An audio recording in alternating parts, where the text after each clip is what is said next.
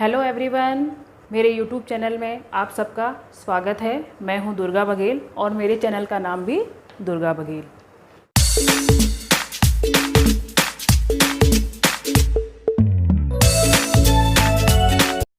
आज हम पढ़ेंगे कक्षा 9 का पाठ 12 एक फूल की चाह, जिसके कवि हैं सियाराम शरण गुप्त। बच्चों, इसका जो शीर्षक है एक फूल की चाह, तो पढ़ते ही ये उत्सुकता है कि इसका शीर्षक एक फूल की चाह क्यों है। तो आइए इसके बारे में पहले जानकारी प्राप्त करते हैं।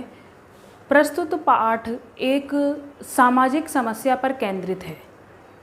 पूरे पाठ में सामाजिक समस्या दिखाई गई है। यह पाठ उन दिनों में लिखा गया था जब हमारे देश में छुआछूत, ऊंच नीच, जातिगत भेदभाव होता था। आजकल ऐसा नहीं है, परंतु उस समय होता था। प्रस्तुत पाठ में क्या है कि देश में महामारी फैली हुई है। जैसे कि आप सब देख रहे हैं कि अभी पूरे विश्व में महामारी फैली हुई है, कोरोना वायरस, जिससे सब बचने के उपाय ढूंढ रहे हैं। उसी प्रकार इसमें भी एक महामारी का ही वर्णन है और इस महामारी में एक कन्या है, अछूत कन्या, यानी उसकी जाति नीची है। अछूत कन्या है, वह महामारी का शिकार हो जाती है और यह इच्छा प्रकट करती है कि किसी भी प्रकार उसे देवी के मंदिर में चढ़ा हुआ फूल कोई लाकर दे दे। उसे ऐसा लगता है कि यदि उसको फूल मिल जाएगा तो वह स्वस्थ हो जाएगी। जब उसकी यह इच्छा उसके पिता को पता चलती है, तब वह अपनी बेटी के लिए मंदिर में फूल लेने जाता है।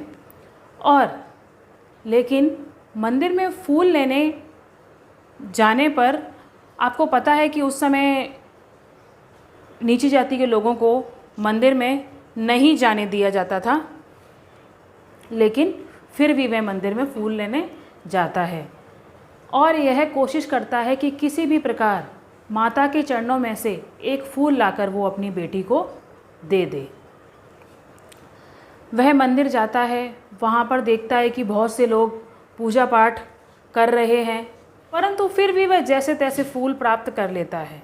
और जैसे ही वह मंदिर से बाहर निकल रहा होता है, लोग उसको रोक लेते हैं और कहते हैं कि तुम्हारे इस मंदिर में आने की हिम्मत कैसे हुई।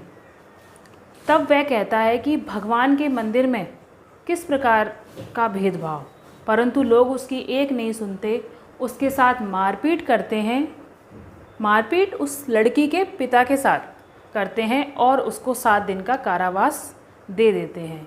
जब बेचारा वह 7 दिन बाद कारावास काटकर वापस घर आता है, तब देखता है कि उसकी बेटी की बीमारी के कारण मृत्यु हो चुकी है और वह अंत में यही दुख प्रकट करता है कि बेटा, तूने एक इच्छा प्रकट की थी, वह भी मैं तेरी पूरी नहीं कर पाया और मेरी फूल सी बच्ची राख के ढेर में बदल गई है। बहुत ही मर्मस्पर्शी कविता है, मन को छूने वाली है, बहुत ही हृदय विदारक है।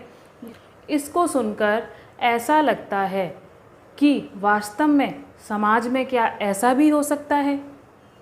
आइए अब पाठ को विस्तार से पढ़ते हैं।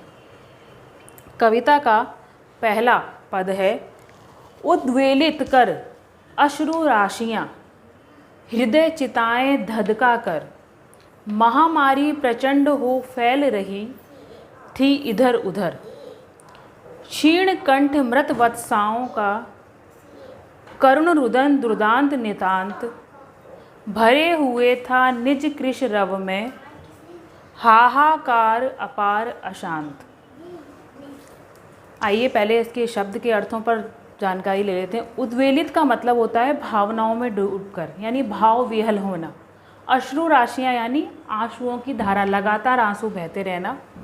हृदय चिताएं, हृदय इस प्रकार जल रहा है कि ऐसा लग रहा है कि चिताएं सुलग रही हैं, धधकाकर यानी सुलगाकर, ऐसा लग रहा है कि उसमें आग जल रही है।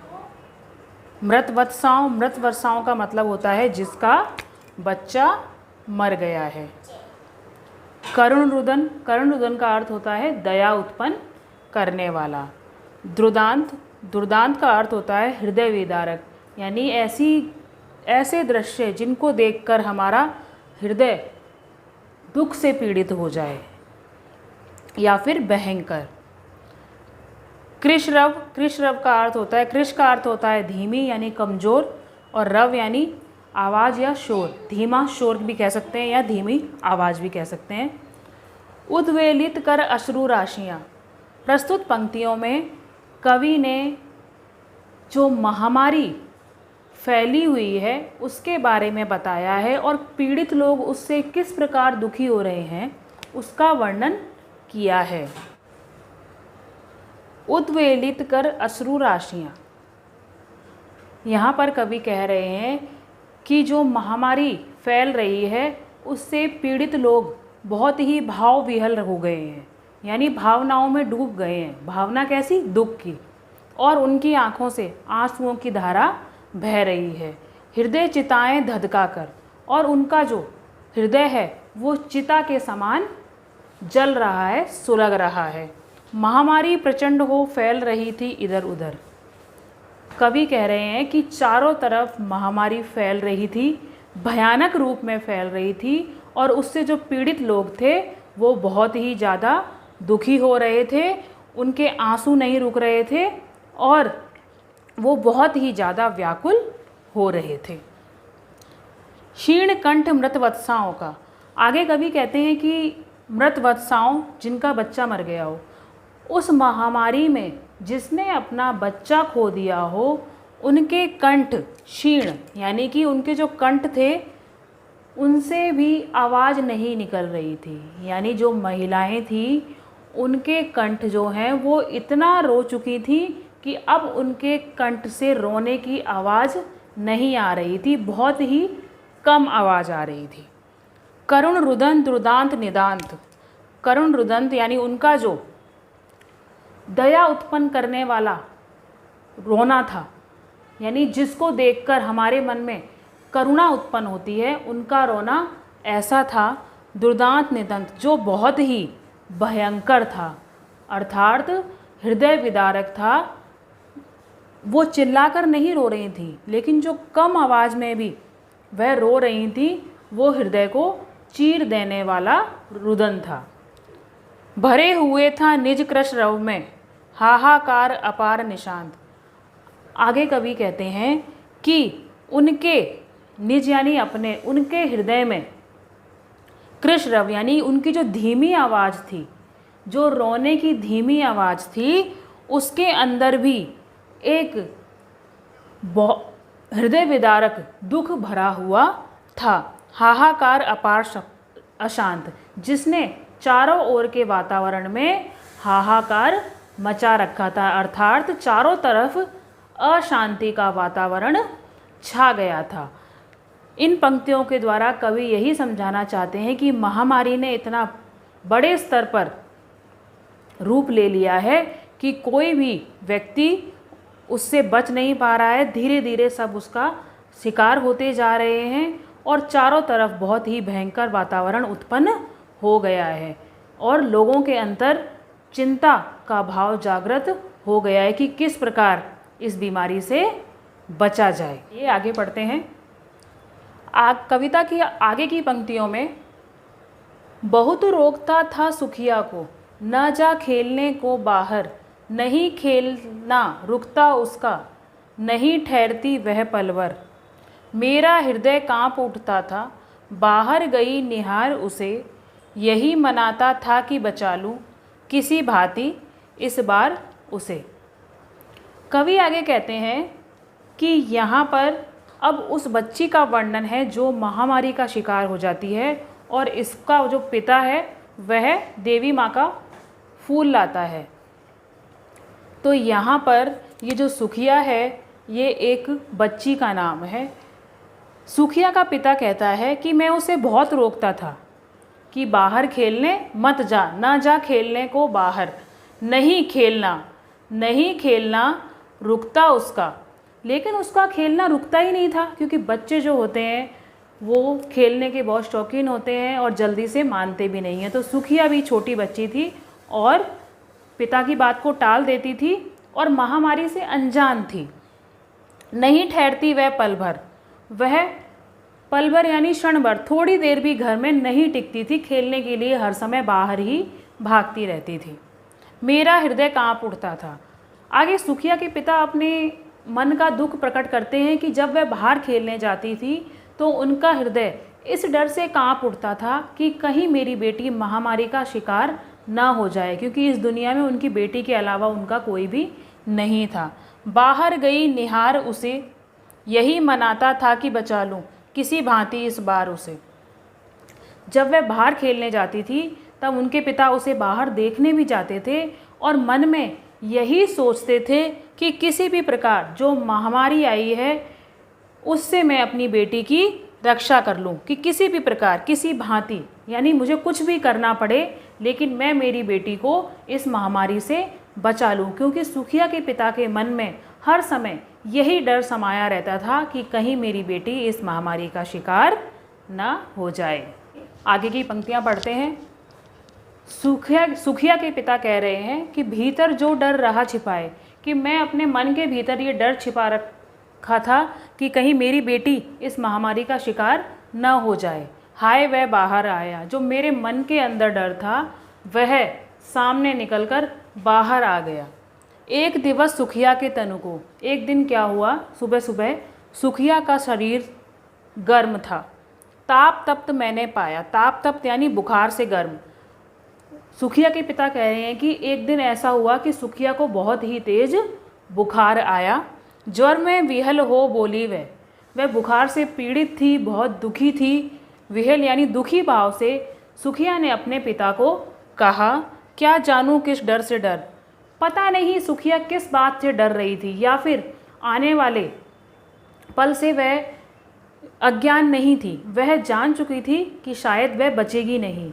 वह अपने ही डर से बचने के लिए डर से बोली, मुझको देवी के प्रसाद का एक फूल ही दो लाकर। सुखिया कहती है कि यदि उसे देवी माँ का फूल मिल जाएगा तो शायद वह सही हो जाएगी, ऐसा वो समझती थी। सुखिया ने अपने पिता से इच्छा प्रकट की कि देवी माँ के चरणों में जो फूल चढ़ता है वह आप मुझे ला कर दो। पर सुखिया भी इस बात को जानती थी कि मंदिर में जाना उनके लिए असंभव था, परंतु फिर भी उसने यह अपने पिता के सामने यह इच्छा प्रकट की। आगे पढ़ते हैं। क्रमशः कंठ क्षीण हो आया, शिथिल हुए अवयव सारे। बैठा था नव नव उपाय की, चिंता में मैं मन मारे। जान सकाना प्रभात सजग से, हुई अलस कब दोपहरी। स्वर्ण घनों में कब रवि डूबा, कब आई संध्या गहरी। ये सब पंक्तियाँ सुखिया के पिता द्वारा कही गई हैं। सुखिया के पिता के भावों को व्यक्त किया गया है।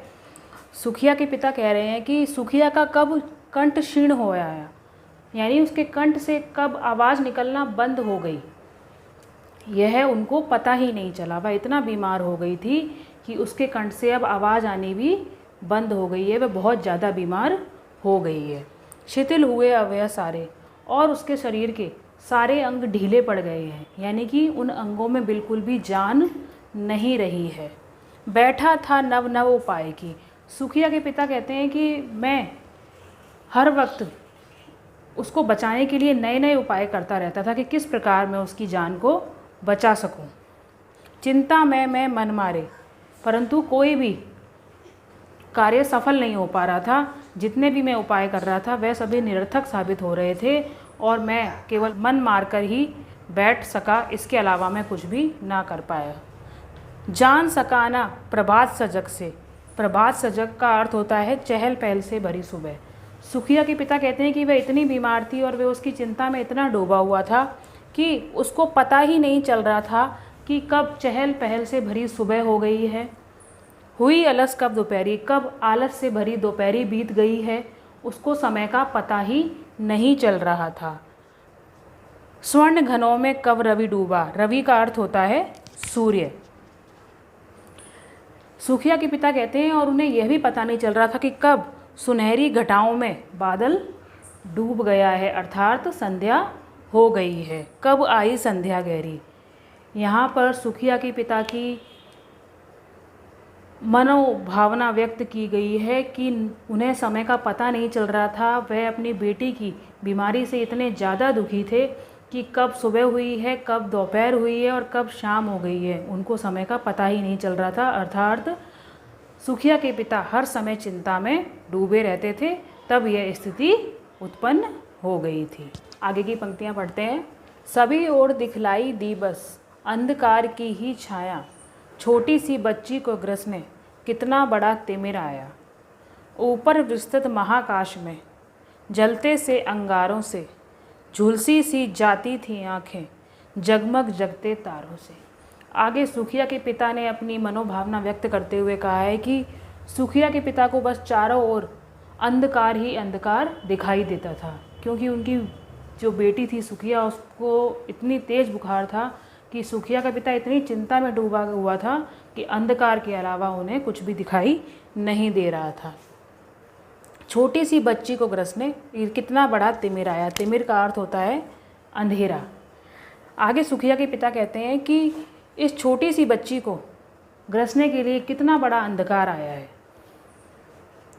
ऊपर विस्तृत महाकाश में, सुखिया के पिता ऊपर खुले आकाश में देखता है। महाकाश यानी विस्तृत आकाश, बड़ा आकाश में देखता है। जलते से अंगारों से, महाकाश में जो तारे हैं वो उन्हें जलते हुए अंगारों के समान प्रतीत हो रहे हैं। तारे जो होते हैं सुनहरे रंग के होते हैं, और सुखिया का पिता जब खुले आसमान में ऊपर देख रहा है तो उन्हें वो तारे जलते अंगारों के समान प्रतीत हो रहे हैं। झुलसी सी जाती थी आँखें। सुखिया के पिता कह रहे हैं कि उन तारों को देखकर, जिन तारों को देखकर लोगों की आंखों में चमक आती है, उन तारों को देखकर सुखिया के पिता की आंखें भी झुलसी जाती थीं जगमग जगते तारों से। जो तारे जगमग चमक रहे थे, उन तारों को देखकर सुखिया के पिता की आंखें अंगारों के समान जलने लगती थी, क्योंकि उनकी बेटी इतनी बुखार से पीड़ित थी, तो उन्हें वो तारे भी अंगारों के समान प्रतीत हो रहे थे। अर्थात उनके लिए वह समय बहुत ही दुखदाई था और उन्हें वो तारे भी आग के समान प्रतीत हो रहे थे। तो बच्चों, आज हम इतना ही पढ़ेंगे, और आपको ये पाठ बिल्कुल थोड़ा भी पसंद आता है तो कृपया मेरे चैनल को लाइक और सब्सक्राइब करें। धन्यवाद।